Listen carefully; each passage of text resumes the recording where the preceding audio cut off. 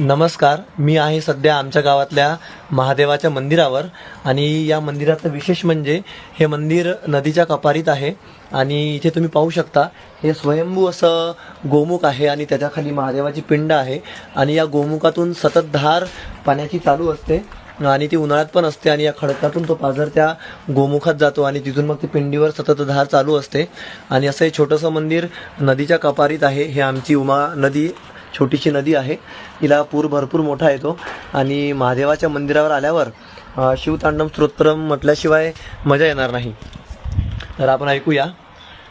जटाटवी गलज्जल प्रवाह पावितस्थले गलेवलंब्य लंबितांभुजंग तुंग मालिकां डमड्डमड्डमड्डम निनादवड्डमर्वयं चकार चंड तांडवं तनोतु न शिव शिवम्.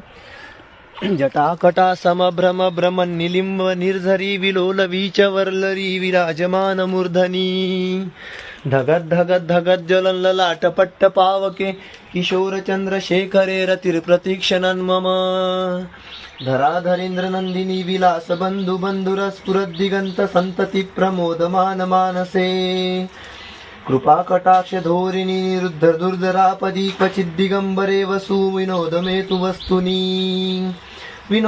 तु वस्तुनी पूजावसान समये पठति प्रदोषे पूजावसान समये दशवक्त्र गीतं यः शंभु पूजन परं पठति प्रदोषे तस्य स्थिरां करत गजेन्द्र तुरुंग युक्तां लक्ष्मी सदैव सुमुखी प्रददाति शंभू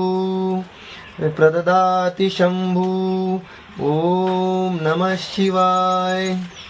तर असं हे आमच्या गावाचं छोटंसं मंदिर आहे, उकरडा गाव कारंजा तालुक्यामध्ये आणि इथे श्रावण महिन्यात फार मजा असते.